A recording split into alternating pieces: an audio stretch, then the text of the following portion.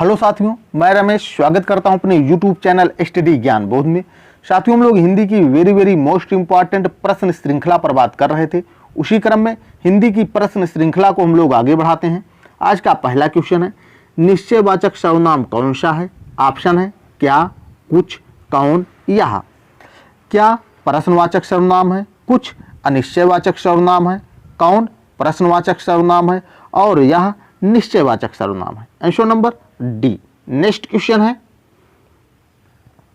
निम्नलिखित में विशेष पद है। ऑप्शन है उमा, कालिमा, मधुरिमा या महिमा। महिमा, मधुरिमा और कालिमा विशेषण शब्द हैं और उमा विशेष शब्द है। Answer number A. Next question है, पराजय में कौन सा उपसर्ग है? ऑप्शन है परी, प्रा, परा या आ। पराधनजय अर्थात पराजय में परा उपसर्ग लगा है। Answer number C. Next question है, द्विगु समास का उदाहरण है। नेक्स्ट क्वेश्चन है, द्विगु समास का उदाहरण है। ऑप्शन है माता पिता, यथाशक्ति, नवग्रह या पीतांबर। माता पिता यानी माता और पिता द्वंद्व समास का उदाहरण है। यथाशक्ति शक्ति के अनुसार अव्ययी भाव समास का उदाहरण है। पीतांबर पीत है जिसका अंबर अर्थात श्री कृष्ण बहुव्रीहि समास का उदाहरण है। और नवग्रह द्विगु समास का उदाहरण है। जिस समस्त पद का पूर्व पद संख्यावाचक विशेषण हो वह द्विगु समास कहलाता है, जैसे नवग्रह, सप्तऋषि, नवरात्र इत्यादि। Answer number C. Next question है,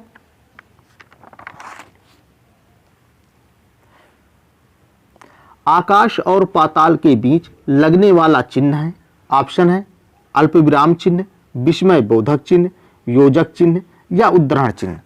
आकाश पाताल के बीच लगने वाला चिन्ह योजक चिन्ह है। Answer number C. Next question है, विद्यार्थी उदाहरण है। ऑप्शन है वृद्धि स्वर संधि का, गुण स्वर संधि का, व्यंजन संधि का या दीर्घ स्वर संधि का। विद्या धन अर्थी अर्थात विद्यार्थी में दीर्घ स्वर संधि है। Answer number D. Next question है, माधवी अत्यंत सुंदर गाती है। वाक्य में प्रयोग अत्यंत शब्द है। ऑप्शन है संज्ञा, संबंध बोधक, समुच्चय बोधक या क्रिया विशेषण। माधवी अत्यंत सुंदर गाती है, वाक्य में प्रयोग अत्यंत शब्द क्रिया की विशेषता बता रहा है, अर्थात अत्यंत शब्द क्रिया विशेषण शब्द है। Answer number D. Next question है,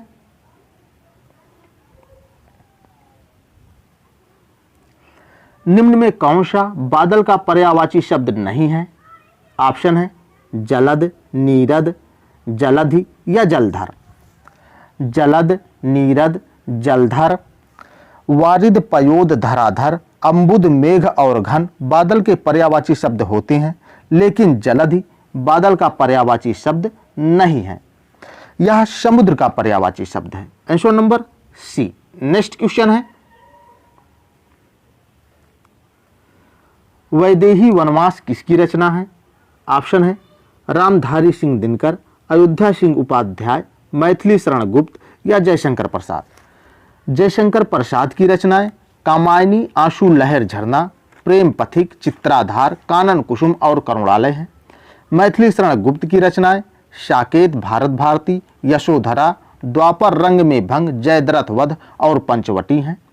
रामधारी सिंह दिनकर की रचनाएं रेणुका, हुंकार, कुरुक्षेत्र, उर्वशी, रश्मि रथी, रसवंती, हारे को हरिनाम, परशुराम की प्रतीक्षा, नीम के पत्ते, सीप और शंख हैं। और वैदेही वनवास अयोध्या सिंह उपाध्याय की रचना है। Answer number B. Next question है, शुद्ध वर्तनी का चयन कीजिए। सुषमा की शुद्ध वर्तनी बतानी है। सुषमा कैसे लिखा जाता है? सुषमा की शुद्ध वर्तनी ऑप्शन नंबर ए है सुषमा। नेक्स्ट क्वेश्चन है, यह नई साड़ी है। वाक्य में नई शब्द है। ऑप्शन है सर्वनाम, क्रिया, क्रिया विशेषण या विशेषण। यह नई साड़ी है, वाक्य में प्रयोग नई शब्द विशेषण है। Answer number D. Next question है,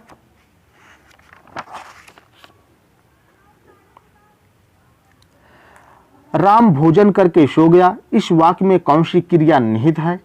ऑप्शन है नामबोधक क्रिया, पूर्वकालिक क्रिया, सहायक क्रिया या यौगिक क्रिया। जब कर्ता एक क्रिया को समाप्त कर दूसरी क्रिया करना प्रारंभ करता है तब पहली क्रिया को पूर्वकालिक क्रिया कहा जाता है। जैसे राम भोजन करके सो गया, यहां भोजन करके पूर्वकालिक क्रिया है जिसे करने के बाद राम ने दूसरी क्रिया संपन्न की है। Answer number B. Next question है, अनिवार्य का विपरीतार्थक शब्द है। ऑप्शन है निवारणीय, ऐच्छिक, अनावश्यक या आवश्यक। अनिवार्य का विपरीतार्थक शब्द ऐच्छिक होता है। Answer number B. Next question है, अनुरूप का विलोम है। ऑप्शन है विरूप, अपरूप, प्रतिरूप या व्यतिरूप। अनुरूप का विलोम शब्द प्रतिरूप होता है। Answer number C. Next question है,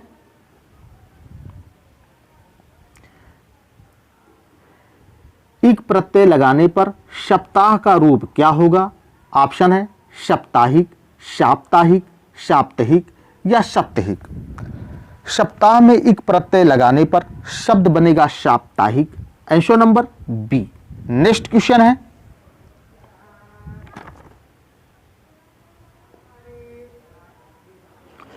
घड़ी में तोला घड़ी में मासा का अर्थ है। ऑप्शन है बहुत ही नाजुक मिजाज, डंडे मारने में कुशल व्यापारी, ऐसा व्यापार जिसमें एक पल मुनाफा तो दूसरी पल नुकसान, जरा सी बात पर खुश और नाराज होना। घड़ी में तोला घड़ी में माशा का अर्थ है जरा सी बात पर खुश और नाराज होना। आंसर नंबर डी है। नेक्स्ट क्वेश्चन है, निम्नलिखित में से कौन तद्भव शब्द है? ऑप्शन है दिनकर, दिवाकर, प्रभाकर या सूरज। दिनकर, दिवाकर, प्रभाकर ये तत्सम शब्द हैं जबकि सूरज तद्भव शब्द है। Answer number D. Next question है, चना का तत्सम रूप है। ऑप्शन है चाणक, चाणा, चाणक या चाणक। चना का तत्सम रूप चाणक होता है। Answer number A. Next question है,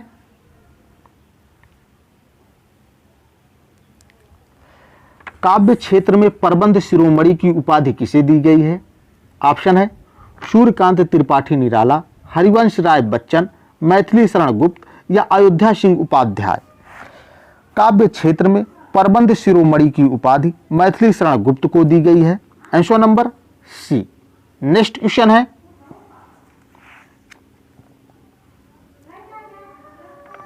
कौन सा वाक्य शुद्ध है? ऑप्शन है सुरेश को एक पाती लिखना है। ऑप्शन नंबर बी सुरेश ने एक पाती लिखनी है। ऑप्शन नंबर सी सुरेश के लिए एक पत्र लिखनी है। ऑप्शन नंबर डी सुरेश के लिए पत्र लिखना है। निम्न में शुद्ध वाक्य सुरेश के लिए पत्र लिखना है। आंसर नंबर डी है। नेक्स्ट क्वेश्चन है, कौन सी बोली पूर्वी हिंदी वर्ग की बोली नहीं है? ऑप्शन है अवधी, बघेली, छत्तीसगढ़ी या बुंदेली। अवधी, बघेली और छत्तीसगढ़ी पूर्वी हिंदी की बोलियां हैं, लेकिन बुंदेली पूर्वी हिंदी की बोली नहीं है, यह पश्चिमी हिंदी की बोली है। Answer number D. Next question है,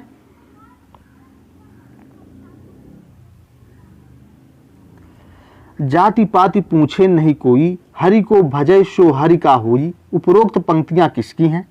ऑप्शन है सूरदास, तुलसीदास, कबीर या रामानंद। जाति पाति पूछे नहीं कोई, हरि को भजय सो हरि का होई। उपयुक्त पंक्तियां रामानंद की हैं। Answer number D. Next question है, बरसात बिल्कुल ना होना वाक्यांश के लिए एक शब्द है। ऑप्शन है अतिवृष्टि, अनावृष्टि, अल्पवृष्टि या इनमें से कोई नहीं। बहुत कम बरसात होना के लिए एक शब्द अल्पवृष्टि है। आवश्यकता से अधिक बरसात होना के लिए एक शब्द अतिवृष्टि है। और बरसात बिल्कुल ना होना वाक्यांश के लिए एक शब्द अनावृष्टि है। Answer number B. Next question है,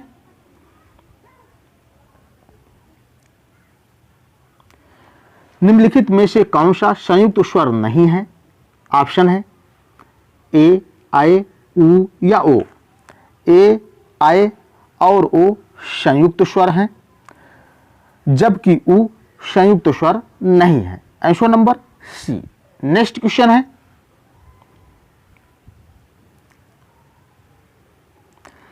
श ध्वनि का उच्चारण स्थान है। ऑप्शन है मूर्धन्य, तालव्य, दंत या कंठ। श ध्वनि का उच्चारण स्थान तालव्य होता है। Answer number B. Next question है,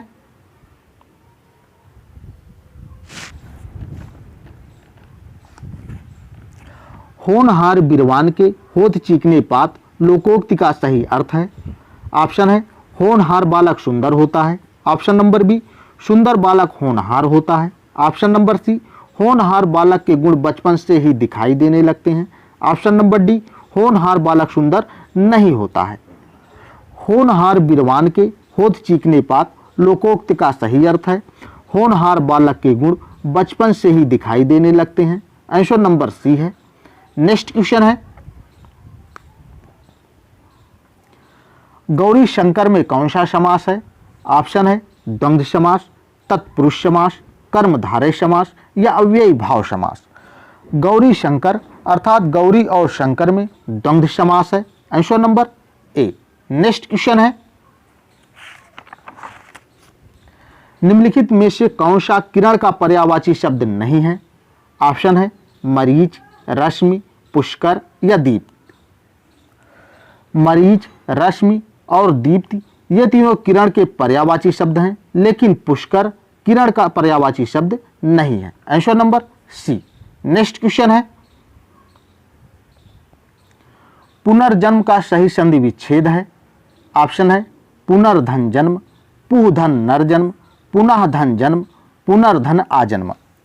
पुनर्जन्म का सही संधि विच्छेद पुनः धन जन्म है। Answer number C. और पुनर्जन्म में विसर्ग संधि है। नेक्स्ट क्वेश्चन है, शशि मुख पर घूंघट डाले अंचल में दीप छिपाए उपर्युक्त पंक्तियों में कौन सा अलंकार है? ऑप्शन है उपमा अलंकार, रूपक अलंकार, उत्प्रेक्षा अलंकार या वक्रोक्ति अलंकार। उपर्युक्त पंक्तियों में मुख उपमेय में शशि उपमान का आरोप होने से रूपक अलंकार है। Answer number B. ये था साथियों आज का आखिरी क्वेश्चन। यदि वीडियो पसंद आया हो तो चैनल को लाइक, सब्सक्राइब एंड शेयर करिए। Thank you.